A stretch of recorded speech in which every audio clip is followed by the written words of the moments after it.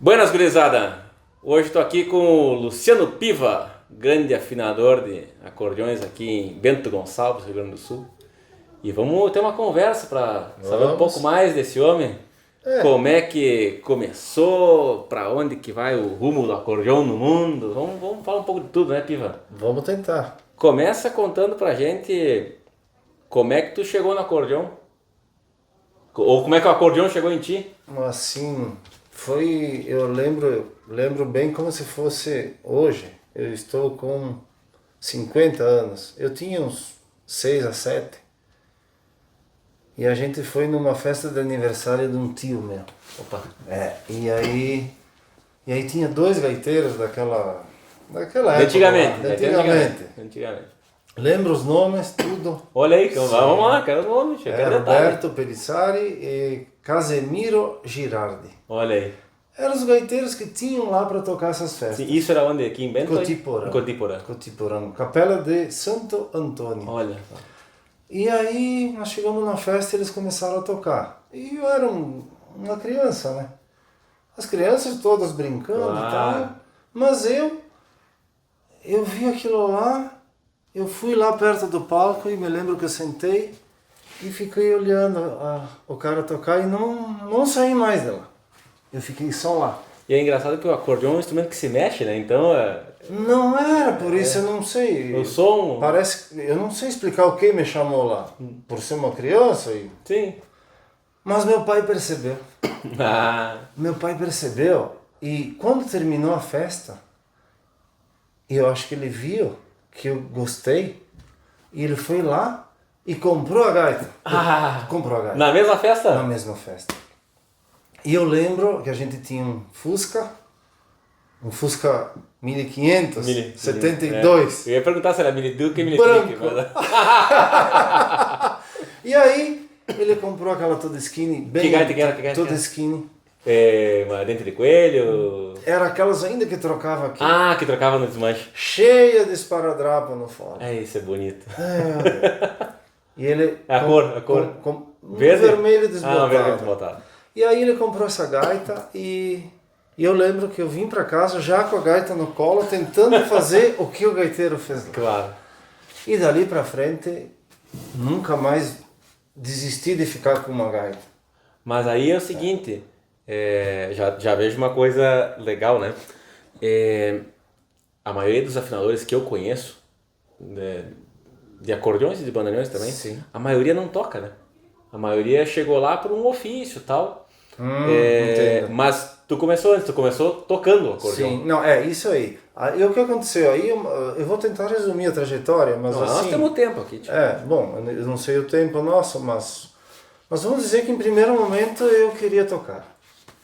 E isso foi se estendendo por muitos anos. Pegou aula ou foi meio...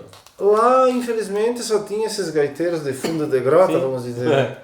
E aí eu pegava alguma coisinha, Uma dica, né? me esforçava, tentava escutar e tocar e tirava, mas eu percebia que não estava 100%, claro. Claro. Até que, acho que foi num rodeio, eu conheci um tal de Baixinho, que é falecido. Baixinho porque ele era bem alto. E ele era daqui, de Bento Gonçalves. E a gente vinha muito para cá, conhecia muita gente aqui. Ele me viu tocar, eu acho que ele percebeu que eu tinha muita vontade e coisa, disse: Piva, tu tem que estudar. Mas como que eu faço? Onde eu vou? Tem um senhor aqui em Bento que ele vai te ensinar a ler partitura, a colocar os dedos melhor e a melhorar essa situação. Que foi também um falecido professor Adélio Castilhos, que eu comecei a estudar realmente. Isso já aos 15, não lembro exatamente. Mas eu vinha a Bento, aí meu pai me levava para fazer aula com esse Adélio. E aí eu fui melhorando. Mas chegou um ponto que eu passei dele. Claro. Porque eu me dedicava muito, sabe? Era coisa... Ficava o dia inteiro. E depois, é aí que tá, né? Nessa idade o cara tem tempo, né? Vai pra escola e depois, né? Mas tinha uma vontade a mais. Claro. Tem uma coisa que eu não sei explicar. Sim. É uma coisa que te Sim, faz... sim.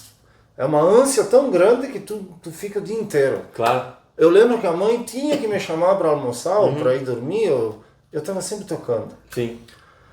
E aí depois ele me disse, não, agora tu tem que ir a Caxias, onde eu fui fazer aulas com o, vamos dizer, maestro Oscar. Oscar, claro. Aí eu ampliei o conhecimento sobre porque tocar. é outra coisa, né? Sim. É outro universo. Não, só complementou, né? Sim, a parte técnica. Bom, em final existe uma base técnica para se tocar bem. Claro. E eu cheguei nesse ponto, beleza.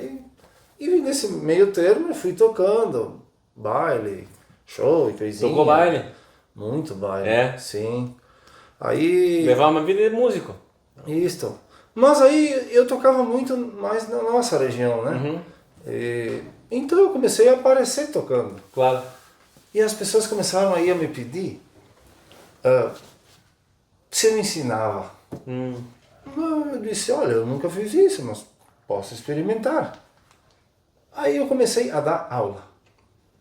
E aí a coisa foi crescendo assim exponencialmente, sabe? Muita gente querendo aprender. Poucos professores. Sim. Ou tinha que ir a Caxias, ou tinha que ir a Porto Alegre. Isso. E eu sabia toda a parte técnica e teórica. Lógico que eu levei um pouco de tempo para desenvolver uma didática melhor. Claro. Porque às vezes quem toca bem não tem uma didática para passar para o aluno de acordo com o que ela é. Sabe o que fazer, mas não sabe passar. Claro. Então isso eu tive que aprender por conta. Eu tive que aprender que eu tenho que ter calma com um aluno. Ele não sabe nada. Claro. A gente tem que se pôr no lugar dele. Claro, porque tem que lembrar como é que tu era com 6, 7 anos, né? Isso. Então eu comecei a dar aula e isso foi crescendo que a ponto que eu dava aula a semana inteira, de manhã à noite, direto. Até aí tudo bem. Mas aí começou. Aí eu percebi muitos problemas nos instrumentos dos alunos. Ah, claro. E estudar com um instrumento desafinado, com um instrumento é muito ruim. Com vazamento, difícil, com nota soando sozinha, com registro que não troca. É muito difícil. Muito difícil. E nisso eu comecei a consertar dos alunos. Sim. Com algum conhecimento ou mais na parte assim, na lógica? Opa, não está mexendo esse registro por isso e ver. Boa pergunta. Na realidade já tinha um conhecimento amplo desde quando eu comecei a vir na aula em Bento Gonçalves nos anos 90. Ah, é? Porque eu frequentava muito a casa de um senhor muito legal, o Nelson Ambrosi. E o pai vinha toda semana, a gente ia lá, a gente ficava lá batendo papo e tal. E ele era afinador? Ele era um dos melhores luthiers que eu conheci. Olha só. Pra ser bem sincero. Ele trabalhou em alguma das fábricas aqui da região? Claro. Ele trabalhou na Toda Esquina a vida inteira. E ele era casado com a Terezinha Rigon, que ainda é viva e mora não muito longe daqui. Visito de vez em quando. E ela era casada com o chefe da marcenaria da Toda Esquina. Olha aí. O Rigon foi 42 anos o chefe da marcenaria. E Toda Esquina, na época, pelo que conta a história, sim. Ele buscou ele na Veronese. Ah, na Veronese, sim. Sim. E da Toda Esquina ele só saiu morto. Olha ali. Então... Mas o Nelson Ambrosi e o Rigon... A Rigon é ela. Rigon é ela. Ela. O sogro dele era o chefe da marcenaria. Sim. Ah, o sogro. Tá, então o Ambrosi, ele me mostrava todo o processo. Parecia que ele... Sabe o que... Depois que tu se dá conta, que talvez ele percebeu que eu talvez serviria para aquilo. Claro. E ele me explicava tudo. Piva para fazer baixaria assim, para fazer sapatilhado assim, afinação assim, a cera assim, sim. As pelicas, eu me lembro até hoje tudo. Quem sabe até tentando meio que convencer, assim, alguém seguir o ofício, alguma coisa assim. Me deu muita impressão. Porque ele explicava tudo para mim. Sim. Mas eu só escutava porque a minha intenção era tocar. Claro, e não botava em prática. Não botava em prática. Mas a partir do momento que eu comecei a dar aula e comecei a ter muitos problemas com o instrumento, eu comecei a me lembrar e quando eu vi eu estava lá consertando e consertava. Sim. É lógico que a gente olha vídeos hoje na internet, sim, tem muita coisa. Sim. Muita coisa errada também. Eu pedia muito, eu falei muito com o Basiotti. O Basiotti me deu muita ideia boa sobre afinação. Muito legal o que ele me passou. Foi clareando, sabe? Sim. A ideia. Foi clareando a ideia sobre a afinação, que é o ponto mais crítico. Claro. O ponto mecânico, Enfim, qualquer pessoa com um mínimo de conhecimento lógico, digamos assim, né? Tem coisas aqui que são complexas, sim, que tem que ter um pouco de, sei lá... De preparo, um pouco de conhecimento um pouco de conhecimento. Isso a gente só cria com o tempo. Mas a afinação é um pouco mais crítica. Aí o Tommasini, o Arminio, é quem me deu também uma luz bem grande sobre a afinação. Também que trabalhava na Todeschini. Tommasini era o afinador mais rápido da Todeschini e o melhor. Ele era os dois. Faleceu faz uns 5, 6 anos? Fazem uns 6 anos ou mais. Foi antes da pandemia. Então, não, eu convivi muito com esse pessoal. Embora eu não trabalhasse junto, eles me mostravam como fazia. Sim.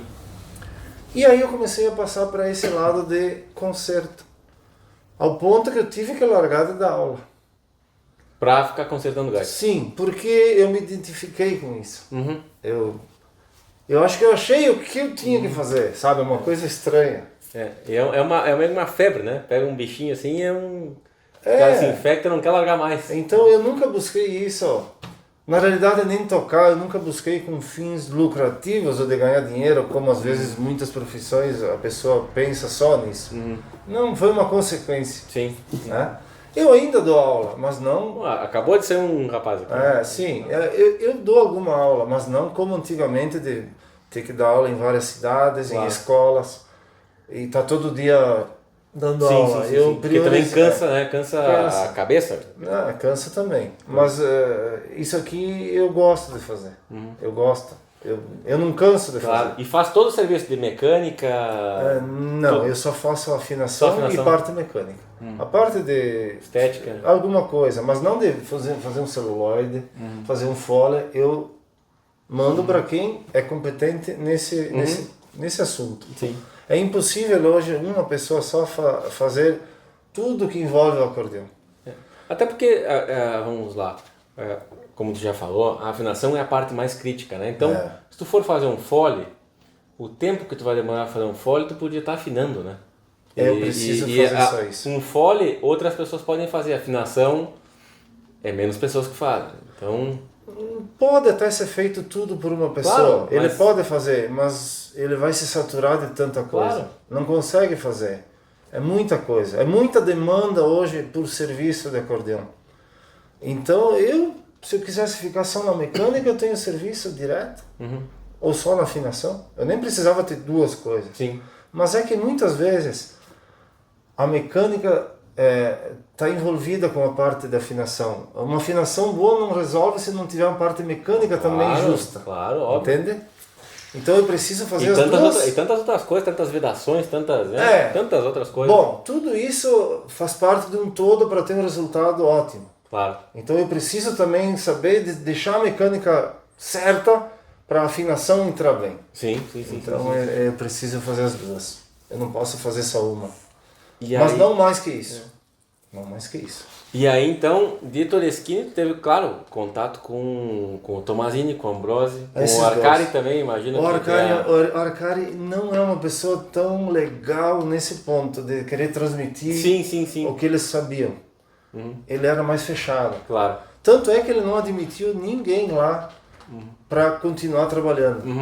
Ele vai acabar e acabou. Sim. Tanto que eu também tinha pedido para trabalhar lá. Ah, olha só. Sim. E ele não aceitou. Muitas outras pessoas que eu conheço tentaram trabalhar lá. Não conseguiram. E aí começou, imagino que a maioria dos alunos aqui tivesse problemas com acordeões fabricados na própria região, né? Sim. Dos nossos, com certeza. Tinha algum problema mais recorrente assim dos nossos acordeões aqui nacionais ou alguma coisa? O problema do acordeão nacional é que ele é muito velho já. E aí começa o problema principalmente de desafinar, porque a cera começa a soltar, ela está com um monte de ferrugem, ela está com problema de válvula. Então, olha, para ter uma ideia, 71 foi o último ano que a Todeschini fabricou. Sim. Mas daí já passaram quantos anos, né? Bom. Então elas começam a ter muitos problemas, né? Vazamentos, muito. Mas a parte da afinação é o que interessa para tocar. Claro. Elas começam a soar desafinadas. Isso é trágico para uma pessoa que está estudando. É trágico. Não dá. Então o maior problema sempre é a afinação. Sim. sim. No meu ver, né? Claro. Mecânica, sim, mas tranca uma tecla, tu vai lá e destranca, tudo bem, tu dá um jeito mais fácil. Tu pode até tocar com ela vazando, mas quando tá desafinada, isso entra direto no teu ouvido. E aí, não sei se tu vai lembrar, quando foi a primeira vez que teve o contato com um acordeon de alta gama, assim, importado, um acordeon caçoto duplo. Foi um que eu comprei. É? Um Dallapé Organtone. Organtone, esse registro grandão. Questo. Esse eu me lembro que eu suei para fazer. É? Sim, a parte mecânica. Lembra mais ou menos quando foi isso? Assim? Nos anos 2000. Olha só. Já faz uns Já 25. bem recente também, né? Mas mesmo assim, nos anos 2000, não tinha praticamente nenhum acordeão aqui com caçoto. Exato. Sim. Isso só começou nos anos 2005, 10. Por ali. Né? Eu não sei especificar um ano exato. É engraçado, né? Eu não sei se tu concorda, mas pelo menos por capa de disco, vamos imaginar assim. A gente aqui no sul, que tocasse com acordeões italianos de alta gama, tinha o Manique com a 4S. Sim. Né? E assim, pouco mais, Conjunto Farroupilha. Mas enfim, quando tu olha para os discos, capa de disco do Nordeste ou do centro do país, São Paulo, a gente já vê muito Scanari. Sim, no tempo, né? Mais antigo. Mais antigo. Sim. Imagino que como aqui havia o centro da produção do acordeão nacional, né? Era muito mais acessível, com certeza muito mais barato, né? Mas realmente o caçoto, ele não estava presente, né? Não estava. Hoje nós passamos aqui o dia inteiro tocando acordeão e como um acordeão desse com caçoto duplo, ele produz um timbre totalmente diferente daquele que mais equilibrado. Muito né? melhor. E aí, mas ao mesmo tempo não se presta para tocar determinados tipos de música, porque né? Acredito que a Todeschini se criou dentro da música gaúcha. A maioria das gravações foi com Todeschini. Sim. Então é óbvio que às vezes o músico quer imitar o timbre das gravações. Para isso ele precisa, obviamente, de uma Todeschini. Exato. E aí, te pergunto, olha, eu conheço acordeões com caçoto, a Hohner tem aquele modelo Morino 555, 4 vezes o 5, né? O Morino e o Gola, né? Não, mas eu digo, era um protótipo já, era o 5555, que já era com caçoto lá em 1920. Não, antes. 25, 27. Das antigas? Claro, com caçoto já. Sim. Então, assim, o caçoto não é uma coisa de hoje. Chegou pra gente muito recentemente, mas não é uma coisa de hoje, né? O próprio... a própria 4S do Manique é uma coisa que já estava aqui, as pessoas conheciam, mas por algum motivo não migraram para ela. Todeschini nunca pensou em fazer um acordeão caçoto? Isso é uma coisa que me perguntam seguidamente, mas não obtive uma resposta dos velhos. Mas lembro que o Ambrosi disse que era muito difícil de mexer com isso aqui. E realmente é muito difícil. Acho que não pensaram nisso. Poderia ter dado um timbre totalmente diferente para nossa música, né? Poderia, mas não tenho notícias de que tenha havido nenhum projeto para isso. Sim. Agora, a Scala chegou a produzir... A Scala é a Suprema. Uma duplo caçoto.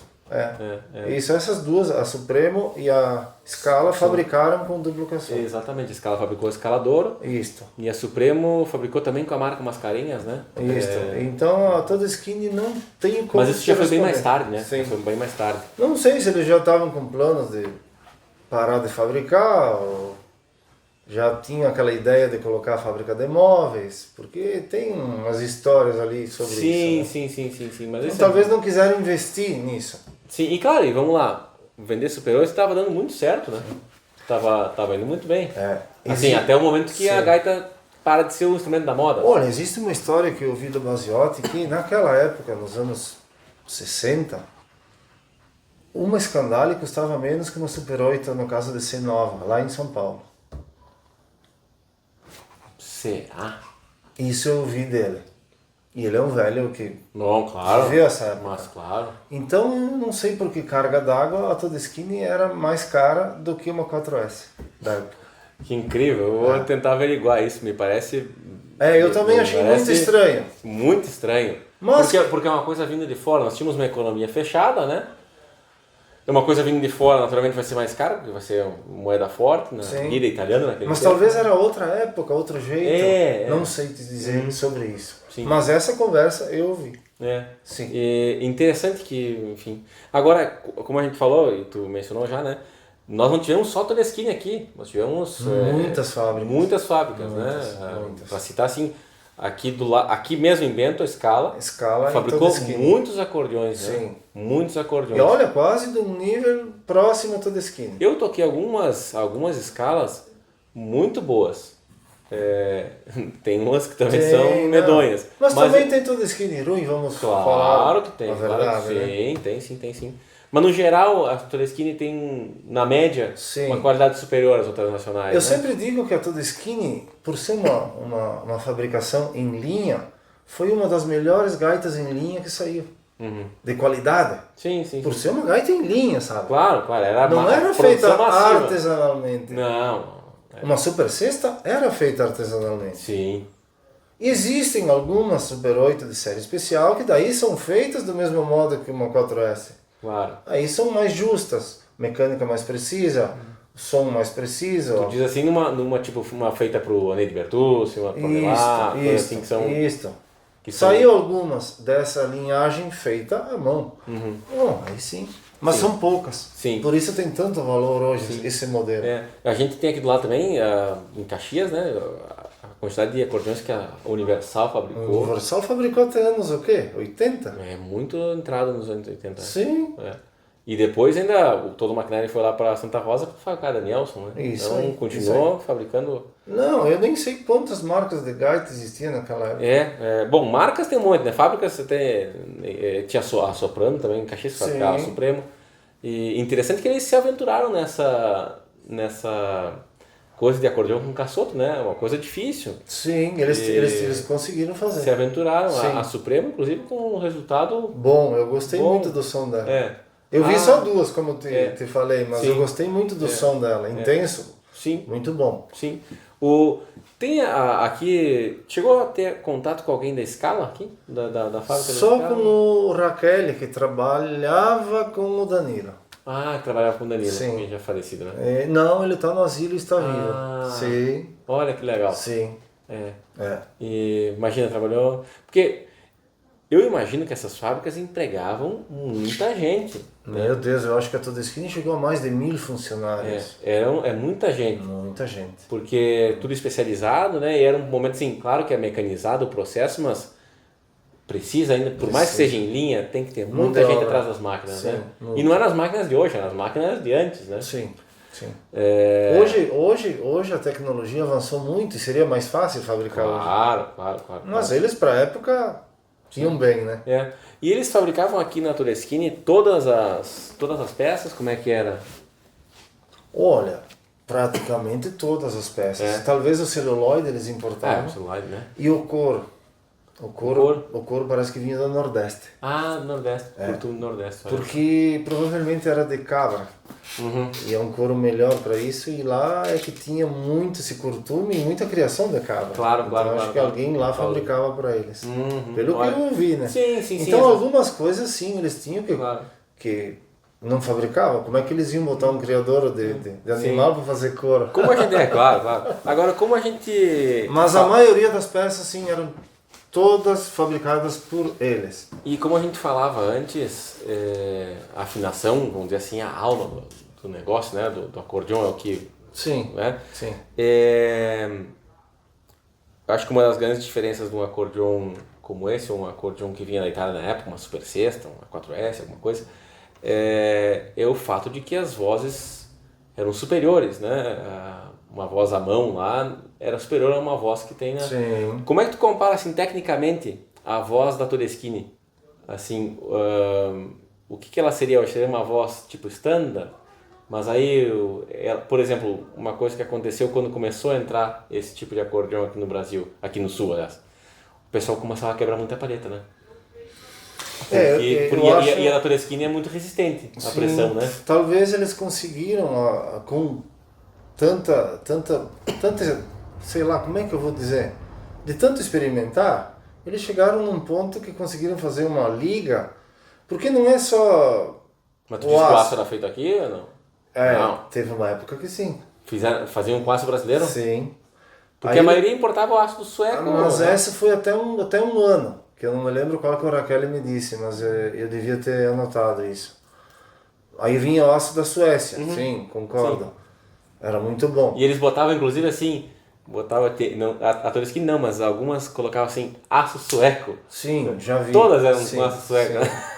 Sim, todos. Não, mas depois eles fabricavam. Sim, esse eu não sei. Então eles chegaram a um ponto de experimentar, até o ponto de achar a liga certa, a têmpera certa, o corte certo, que também influencia. Mas aí fez uma liga mais flexível, mais mole, vamos dizer assim, né? Exatamente, para não ocorrer a quebra. Claro. Porque realmente a Todeskine quebra menos.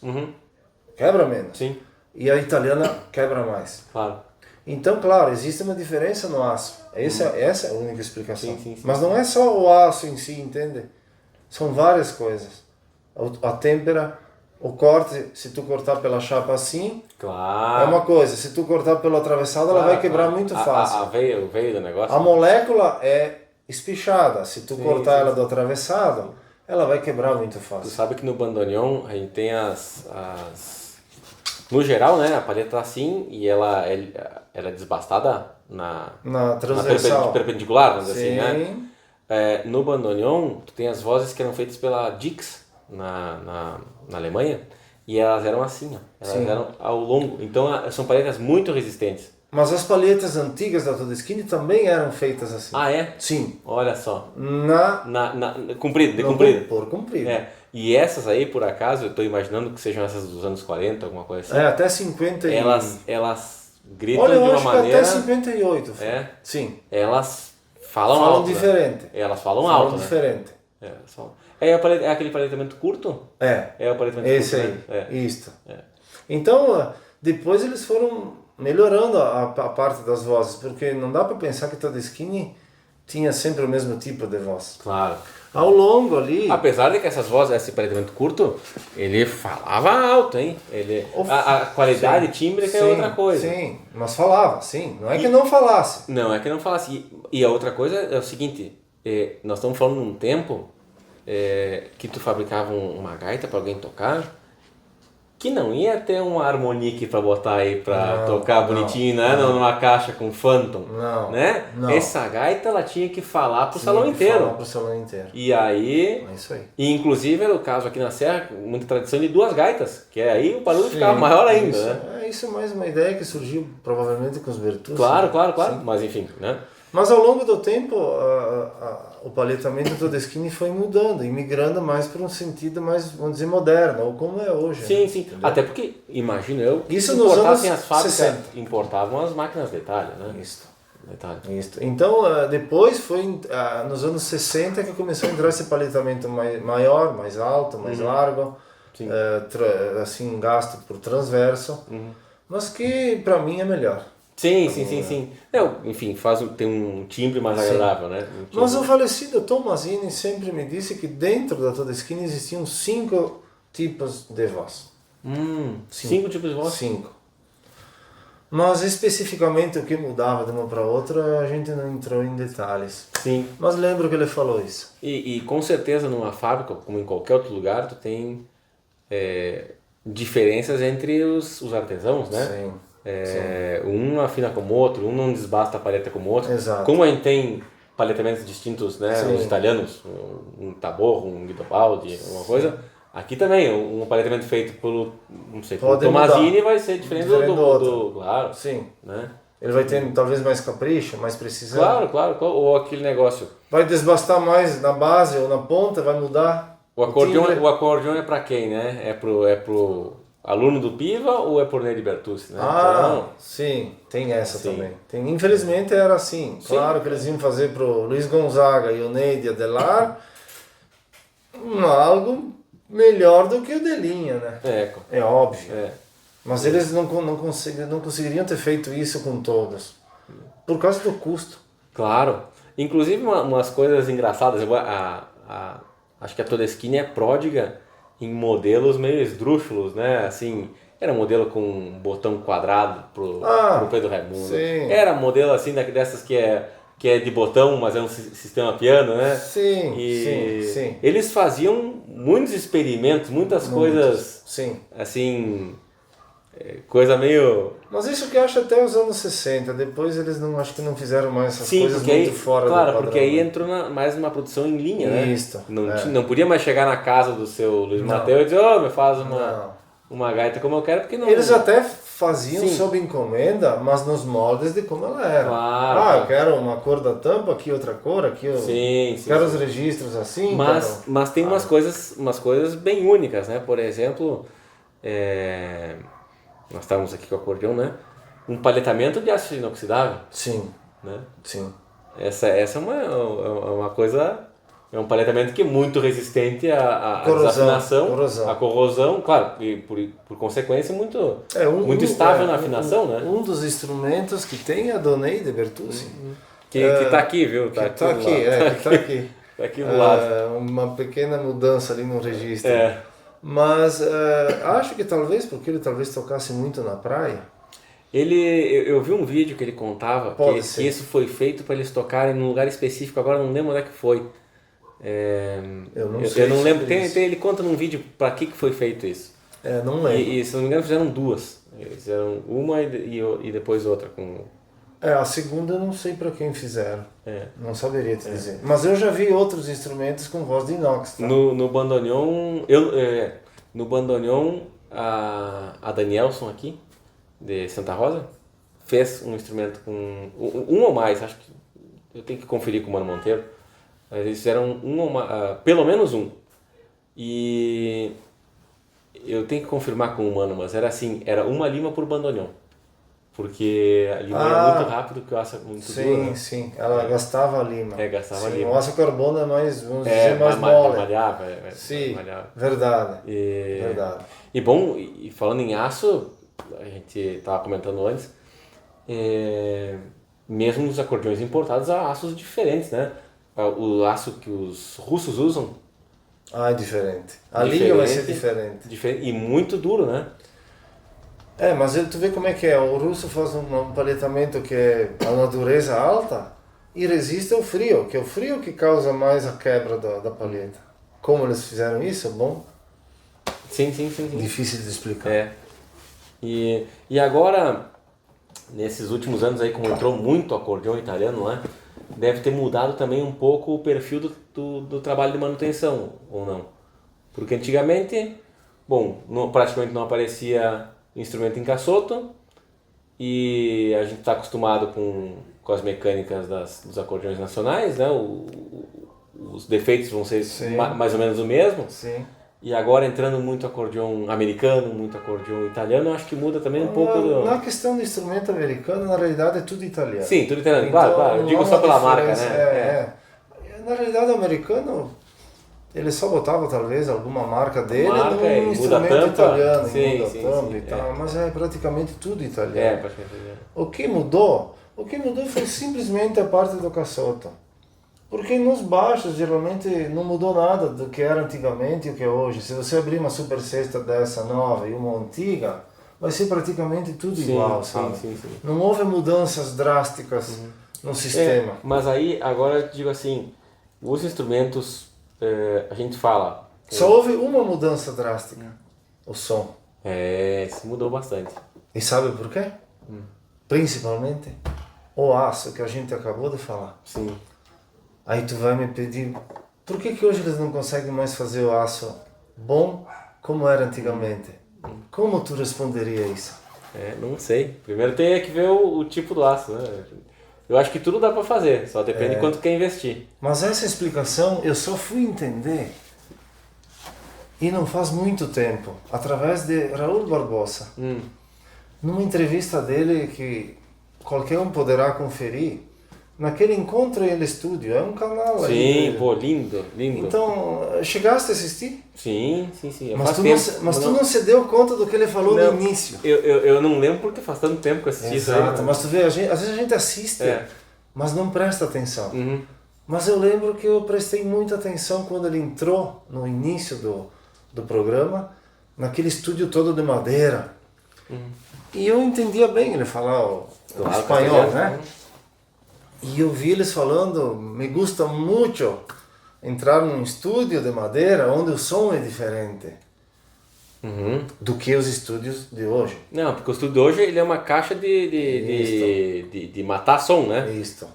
Por espuma e tal. E antigamente Lá. não. Sim, claro, claro. O tocar acordeão aqui na tua oficina, que é um lugar amplo, vocês não estão vendo, é diferente do que tu entrar num cubículo todo tapado que tu vai né, cortar todas as ondas ali com espuma. Claro. E quando ele estava explicando essa parte do estúdio ser diferente antigamente, ele começou a entrar no assunto é como os acordeões antigos. Eles possuem um aço que diferencia o som do aço de hoje. Por quê? Porque antigamente as máquinas, ele dizia as máquinas, a fundição do aço não conseguia limpar o aço. Olha bem, então aquele aço de antigamente que deu certo no acordeão foi feito sem querer. Muitas ligas ficaram junto com o aço, sem querer, mas deu certo. A partir do momento que eles conseguiram purificar o aço puro não deu certo. Já encontramos um negócio para discordar aqui, por exemplo. Agora que a conversa ficou boa. Não, eu até entendo, mas é que esse problema é muito simples de resolver. Se quisesse resolver. Pega uma análise do aço. Uma análise do aço. Porque esse aço que era feito, que vinha da Suécia, ele tem, agora eu não vou, tem o aço tem lá a especificação, né? 1000 e tanto e tal. Ele descobre qual é que é o aço e compra o mesmo aço. Eu não acredito nessa questão da impureza do aço. Eu acredito assim, antes se fazia com aço, eu não vou chutar aqui, 1200 e agora é o aço 900, né? Enfim, tem que pegar a especificação certinha. Se a gente fizer com o mesmo aço, mesmos métodos, o resultado tem que ser muito parecido. Não vou dizer igual porque, bom, nós estamos falando aí que as vozes naquele tempo eram feitas muito mais manualmente, o desbaste, né, o rebaixo delas. Mas não é a questão do desbaste, é a questão dela cantar. Mas também, mas vibrar intensamente. Não, mas eu digo, mas é que no desbaste é que tu vai fazer o que os italianos chamam de profilo, né? Sim. Fazer o...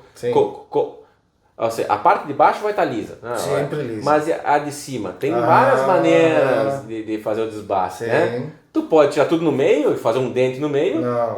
Ela vai quebrar. Não. Bom, então tem que como ser é que proporcional. Não, pois é, mas assim, o aço que o Tabor e o Guidobaldo usavam era o mesmo, com resultados diferentes. Bom, claro, porque um cortava a paleta assim, outro cortava a paleta assado, um fazia o desbaste mais aqui, outro fazia o desbaste mais lá. Né? Eu acho que é muito mais nessa questão que reside a diferença do que numa impureza, porque é um metal vibrando. Mas hoje eles não conseguem. Você pode dar. A questão é quanto custa fazer do jeito que era antigamente. Bom, ali é que talvez esteja o problema. Entendeu? Aí é que Olha, o aço que tu quer não existe. Tu vai ter que comprar 1 tonelada de aço para que eu faça o aço que tu quer. Como é que eu vou comprar 1 tonelada de aço, né? Então esse é o ponto. Talvez hoje a coisa virou tão comercial que eles não dão mais bola para essa qualidade extrema. E isso o Mirko Patarini falou para mim, porque eu pedi para ele por que eles não fabricavam mais instrumentos como antigamente. Bem isso. E ele me respondeu muito simplesmente, custaria muito caro. Mas claro, agora, tu pega instrumentos assim de altíssima gama, né? Pega um Pidini Sirius, alguma coisa assim. Esses instrumentos aí, eles estão custando aí 15, 18 mil euros. É porque tu tá pagando a mão de obra artesanal, ou mais. Exato. Pagando a obra artesanal de um europeu, né? Que não é... O custo é muito alto. O custo é muito alto. Por isso que eu te digo, para mim tudo dá para fazer. A questão é o custo. Tu vai pagar 20 mil euros no... Eu acho difícil. Mas vamos dizer assim, eu percebo que o aço antigo é muito diferente do aço que vem nos palhetamentos de hoje, inclusive da Scandario, de qualquer outra. Só tem poucas fábricas. Assim, ou vai vir da República Tcheca, ou vai vir da Bindt, ou vai vir da Artigiana. Vamos dizer que... como é que é o nome? Da Voce. Vamos dizer que até na questão de oxidação, o aço antigo é mais resistente. Ele não oxida tão fácil. Pega instrumentos aí de 50 anos... Não tem ferrugem. Pega instrumento de 5, já está enferrujado. Mas olha aqui, ó. É uma coisa estranha. Eu não acho estranho, assim, tendo morado na Europa, e eu comprei muito acordeão lá, tá? O que acontece lá? Inverno, te dou a experiência da Alemanha, por exemplo. Invernos, até por conta do frio, eles são secos, não são úmidos como o nosso. O inverno mais seco. O inverno seco e a outra coisa, que aí está a chave do negócio. Por mais que o instrumento fique no roupeiro 50 anos, ele está numa casa com calefação. E a casa com calefação não deixa criar umidade e mofo. Com certeza. E o que dá oxidação é o contato com a umidade. A umidade.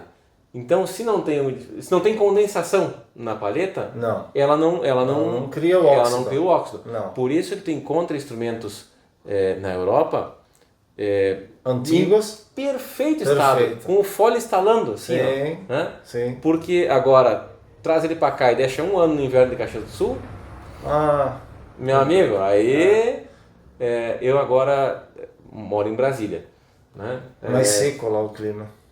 Totalmente seco. Super seco. Os bandoneões, eles chegam a diminuir, claro que é milimetricamente, né? Diminuir que tu vê que uma peça no inverno, na época da seca, sim. Na época da seca ela encaixa fácil. Quando fica úmido, tem a época de chuva, ela incha e tu quase não consegue botar de volta. Exato. Então assim, a madeira ainda está trabalhando, né? Minimamente, mas ela trabalha.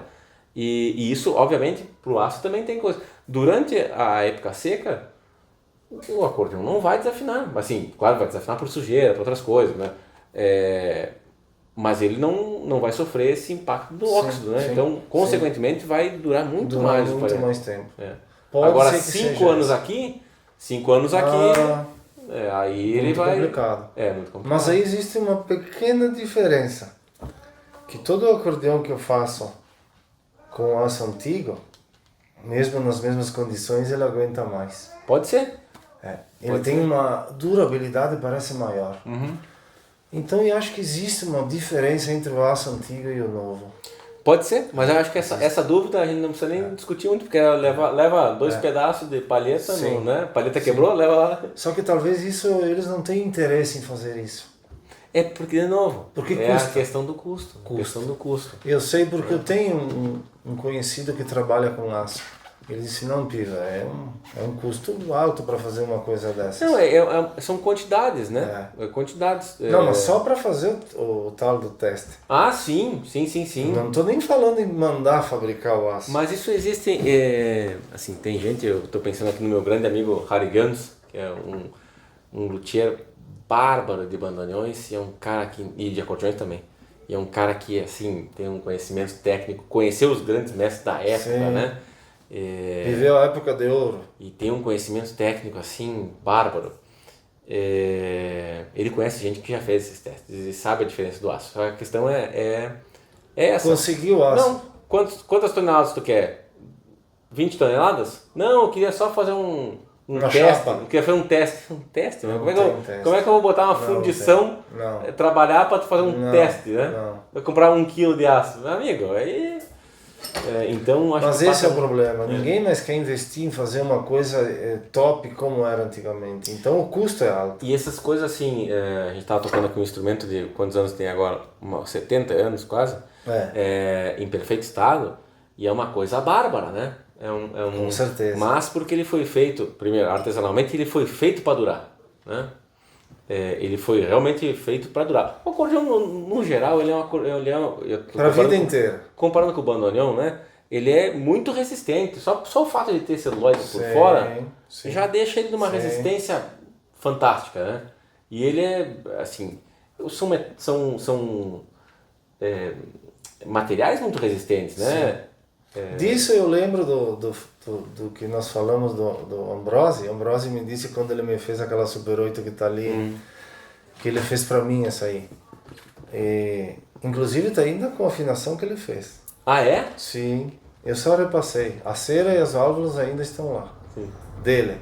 Olha. Ele me disse, Piva, essa gaita tu pode tocar toda a tua vida, tu não vai gastar ela. Ele tinha razão, porque eu toquei já 30 anos. Mas ela tá igual. Sim. Eu nem consegui gastar, assim de dizer, gastou a gaita. Não. Eu posso tocar mais 30. Aliás, a Todeschini em especial é um acordeão muito resistente, né? Muito resistente. Porque a gente conhecendo aí o nosso interior e como é que esses instrumentos são tratados... Sim. Mas vou dizer que a italiana também é bem sim. resistente. O acordeão em si é resistente. É resistente. E eu, de novo, acho que é a questão do celuloide e protege, de metal, dentro também é metal. É tudo coisa muito assim, feita para aguentar. A única coisa que, claro, com o tempo vai dar problema é a cera das vozes, que pode secar e cair. É o que acontece na maioria. Os coros também podem cansar, podem abrir as vozes. Me parece natural, né? Natural. São coisas que... Mas fora isso... É o tipo o pneu de um carro, não pode usar, em algum momento tu vai ter que trocar, Vai ter que trocar. Mas de restante não. Sim. É como tu disseste, não tem como gastar. Não tem como gastar. E cuidando bem, esse instrumento tem que durar 200 anos. A vida inteira. Mano, ele tem que durar 200 anos. Sim. Olha, quiçá, talvez mais. Comparando com os bandoneões, eu tenho bandoneões que estão... que vão completar muito logo, assim, 2, 3 anos, ou já completaram 100 anos, e eles estão com folha original. E aí? E tocando bem. Isso aí. Né? Agora, foram bem cuidados, né? Sempre teve a manutenção certinha. Foram guardados em um local razoavelmente seco. Sim. O bandoneão realmente sofre muito mais do que o acordeão. Tanto esteticamente, por fora, que ele é mais frágil, quanto... Sim. Ele é um instrumento mais... Tudo é de madeira, né? Então, assim, ele empena, ele é mais fino de caixa. Tudo. Ele é mais sensível. Ele é mais sensível, Sim, entendo. Mas, se um bandoneão dura 100 anos bem, esse aqui tem que durar 200. Mas com certeza dura. Bem cuidado. Não quer dizer não tocar. Você pode tocar com ele todo dia. Claro. Mas bem cuidado quanto a essa questão de umidade ou muito calor. Sim. Não é porque ele estraga. E a manutenção, né? Traz no piva. Não vai levar no centro da gaita, né? Não, existem muitos luthiers bons. Claro que sim. Existem muitos.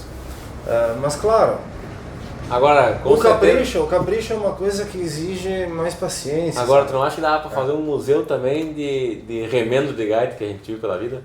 Daria para fazer 2 museus. Cada coisa que tu vê aí. Pois a gente vê muita coisa estranha. A coisa muito boa é o que o pessoal usa de rebite, né? Mas eu sabe cada coisa de rebite. Sim. Sim.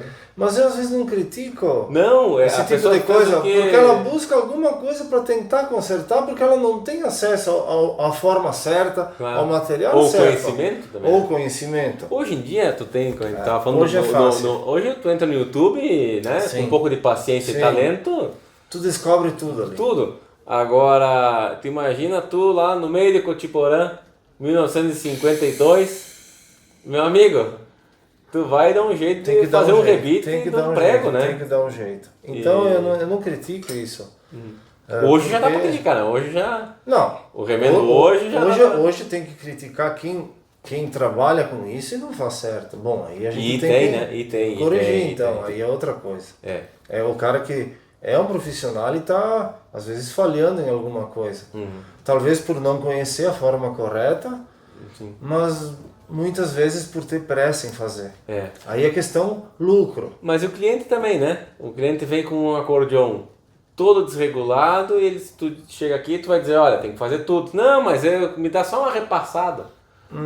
Eu já descarto. Porque eu sei que não vai ficar bom. Claro, mas quantos tem que não fazem, né? Sim, muitos. Quantos tem que não fazem? O negócio tá todo uma nota para cada lado. Me ajeita só essa aqui e essa aqui, que são as piores. Não tem, vai ajeitar para onde? É que às vezes também a pessoa busca um serviço mais barato.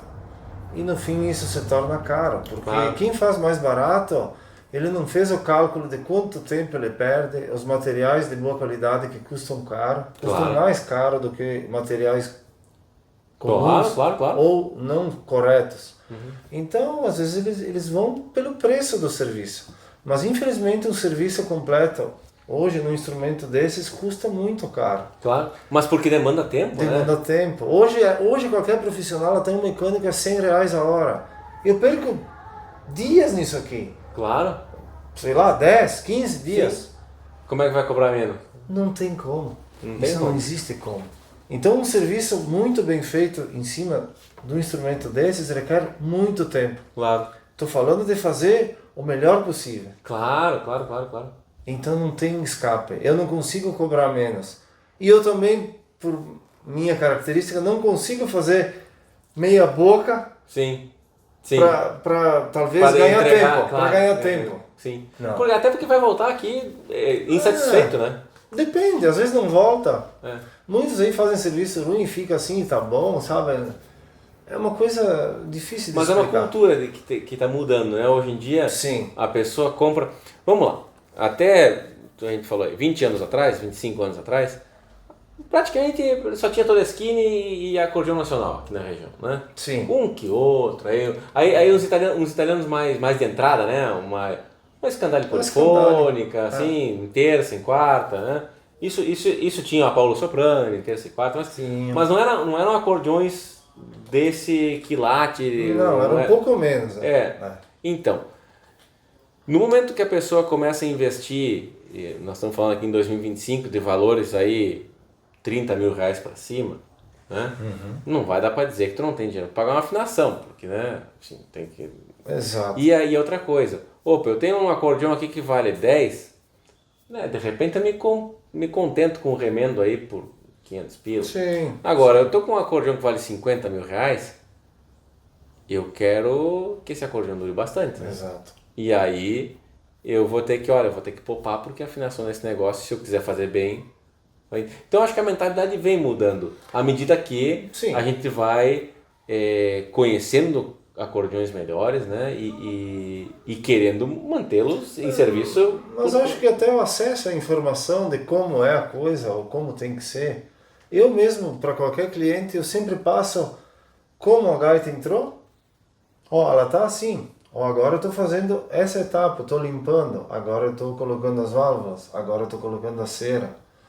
E mostro todo o processo da forma correta. E isso vai se espalhando. Como é o processo correto e completo, por exemplo, de uma afinação, que é o ponto crítico. Eu passo tudo isso. Eu mostro, aqui tem que ser assim, aqui tem que ser assim, tem que ser assim. E eu estou fazendo assim. Hoje a pessoa consegue ter esse conhecimento. Tu falou que tem muito serviço aí, né, de acordeão, né? Muito. E aí eu te pergunto, a gente viveu um tempo aí dos anos, né, aquela época de ouro do acordeão, anos 50, 60, que todo mundo tocava acordeão, né? Era um instrumento assim... Era o auge. Era o auge do negócio, né? Mas aí, acredito que hoje esse auge está voltando. Mas é isso que eu vou... aí deu uma decaída boa, né? Anos 70, 80 começou a decadência. Bom, em 90 também não ficou muito atrás, né?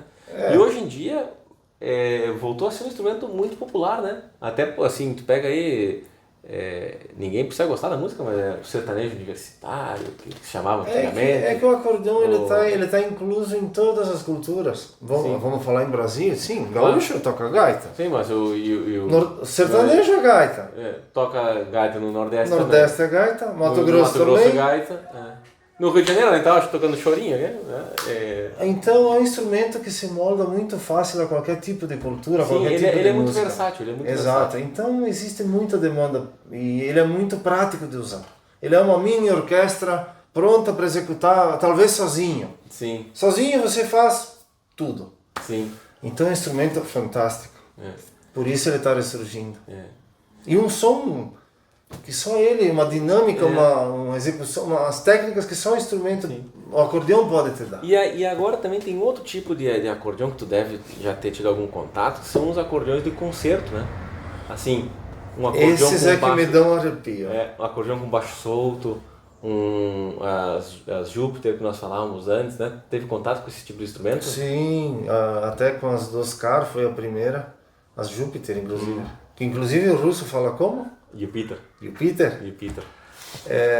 São gaitas muito mais complicadas. Muito. Principalmente na mecânica dos baixos e afinação dos baixos. Inclusive eu neguei de fazer uma reforma completa nesses instrumentos dos Car, por eles também já ser de uma idade meio avançada, acredito que seja anos 90. Mas aí tem o uso também, né? Os caras são um uso então, intensivo. O que aconteceu com o tipo de instrumento dos Car é que ele sofreu um desgaste grande em mecânica. Que é normal, né? Porque tocando do jeito que... Sim, é como desgastar uma bucha, um rolamento, Claro. um motor. E isso começou a criar folga muito grande no instrumento, tanto na parte mecânica dos baixos como DK, que eu sou obrigado a dizer que não consigo fazer isso. Sim, Eu tenho meu limite. claro. Eu acredito que só eles lá da fábrica, e é isso que eu aconselho para todos que têm um instrumento desses, quando chega num nível crítico desse tipo, que a única salvação é mandar para a fábrica para eles refazer. Se quiser Uma salvar, mecânica... Trocar a mecânica. É que se fosse um instrumento italiano, tu telefona pro Carini e diz, olha, preciso de uma mecânica e... não, né? mas não. Não, claro que... O italiano... Todas as adaptações, né? Mas assim... O italiano tem um padrão que dá para fazer isso, mas Adaptar, né? o russo não. Claro. Aquilo lá é tudo praticamente feito à mão, montado à mão. Então não existe esse tipo de possibilidade. Claro. Então eu sempre aconselho a buscar a fábrica, embora o custo deve ser E tu teve contato com esses instrumentos de concerto italianos, por exemplo, a Pidini? Sim, inclusive tem uma aqui. Sim, tenho. Um Mas amigo também nosso, da mesma forma são bem mais difíceis de acertar, de trabalhar, pelo peso, de trabalhar com ele, pela complexidade mecânica. O baixo solto deve ser uma mecânica Baixo difícil, tá? solto, tudo é mais difícil. Tudo é mais difícil. Mas eram instrumentos que nunca cairiam aqui na tua oficina há 20 anos atrás. Né? Não existia isso. Ou seja, está mudando também a nossa forma de tocar acordeon. Hoje sim. em dia, tu tem acesso a esse conhecimento do acordeon erudito, né? Sim. E está trazendo instrumentos de concerto. Sim. Bom, há 50 anos atrás ninguém conhecia, há 20 anos atrás nunca chegaria na tua oficina. E de repente daqui a 20 anos já tenha mais mercado. Mas talvez seria simples de explicar. Esses instrumentos são uma Ferrari. Claro. Bom, então a gaita italiana é um Volks, um Golf, certo? Certo. É um cara bom, um Audi. Certo, claro.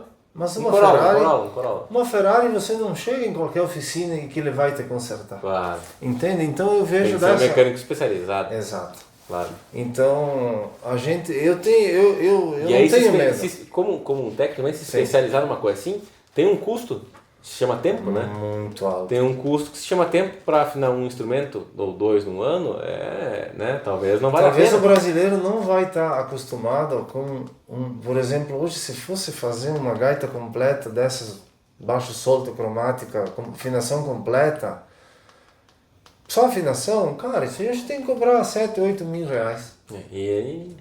Aí o pessoal, não, meu Deus do céu. Mas talvez lá custe 1.000 euros. Ou menos. Custa mais. É mais. Custa mais, aí vai vir o mesmo valor. Entende? Então também lá vai ser caro, não vai ser barato. Claro. Porque é muito complexo. Então isso talvez ainda não caiu a ficha. Não, mas de novo, eu volto no mesmo ponto, né, Piva? Acho que está mudando a cultura. Mudando. Porque assim,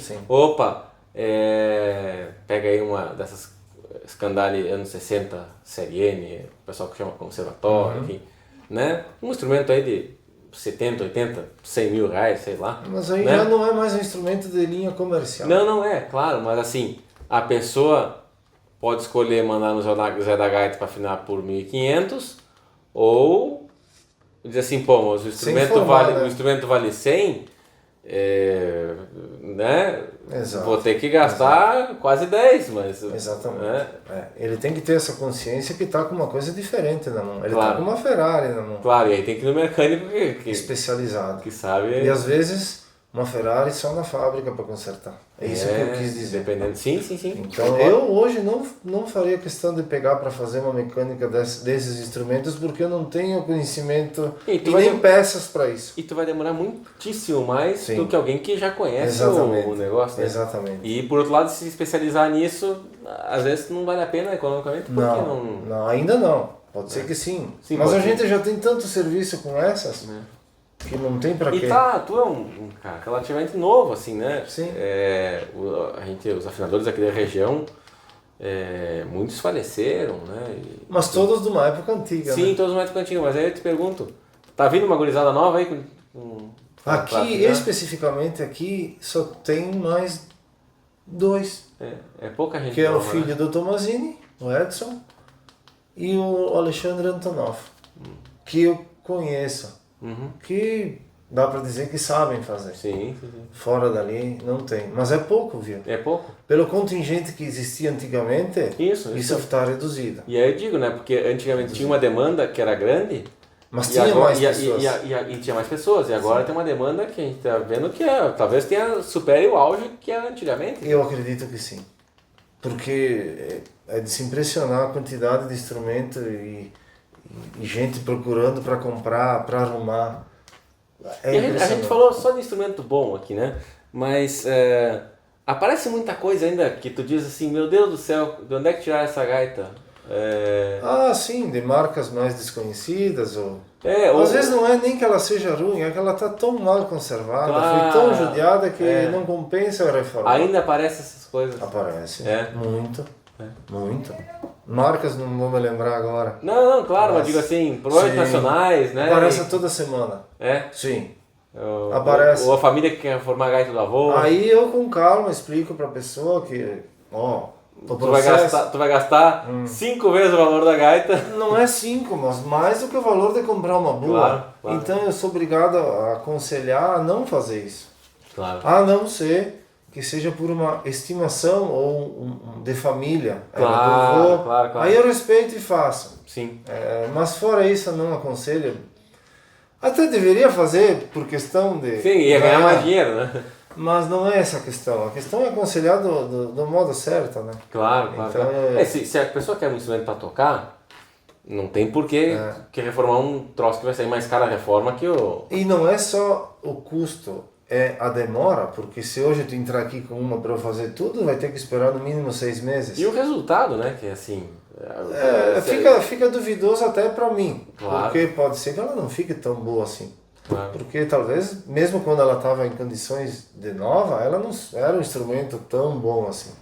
Ela vai ficar o máximo que ela era, mas talvez não bom, né? E aí talvez a culpa seja minha porque não fiz bem. Pode acontecer. Mas em final é assim, o acordeão tá num auge muito alto hoje.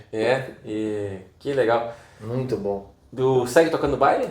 Não. Não dá mais tempo só... É que a gente não pode assobiar e chupar cana, né? Chupar cana. Apesar que eu fazia uma terceira coisa que nem saberia o que seria. Mas sim, chegou uma época ali que eu cansei, porque eu trabalhava muito, né? Porque eu dava aula, eu consertava e eu tocava. Tu imagina isso? Me disseram que tu tinha outra profissão também. Sim, eu já fui ourives. No início, quando eu era guri. Isso é uma coisa interessante, sabe?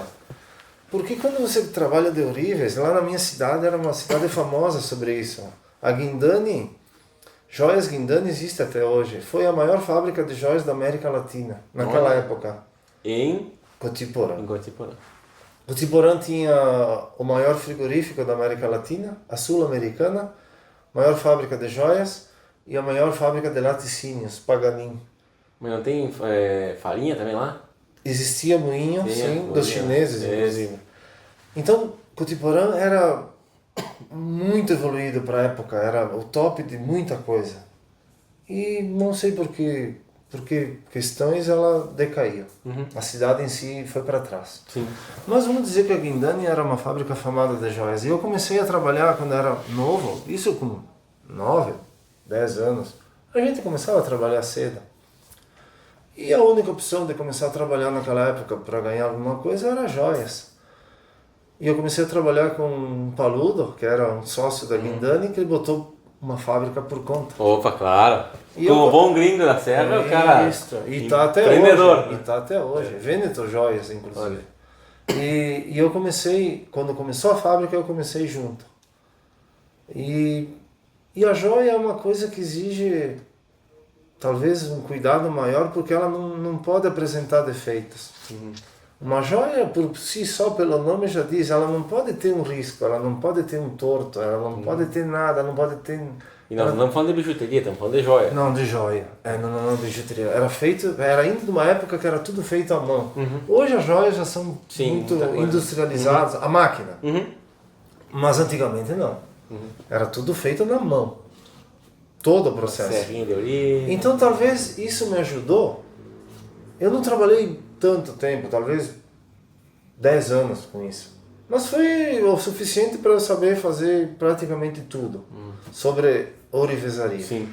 Mas a ourivesaria talvez me treinou a ser mais Exigente, detalhista na situação que a gaita chega perto. Em muitas situações ela chega perto a uma joia. Na questão da afinação, eu não quero que tu fique desbastando, tirando o material da palheta para enfraquecer elas, tu pode tirar menos, né? Então tudo aqui existe algumas coisas de mecânica e de afinação que tem que ser levadas assim a um ponto máximo de detalhismo ou parecido a uma joia.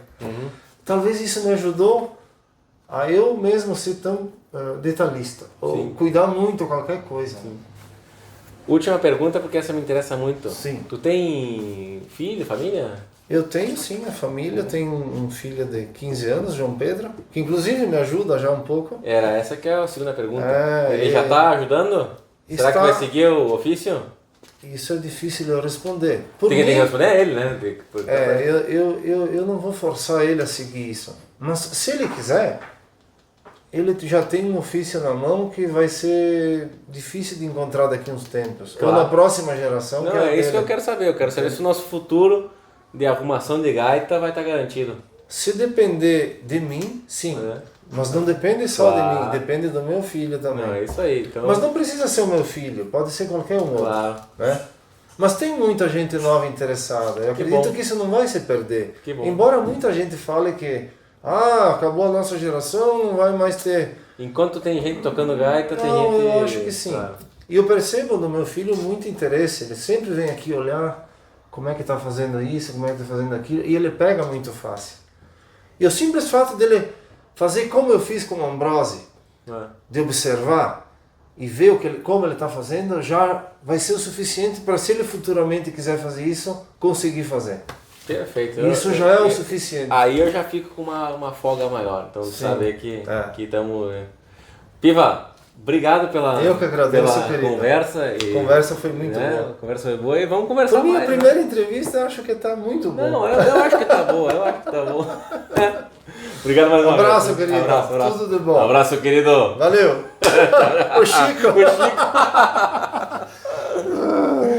Ai, tá bom, querido. Abraço. Show de bola.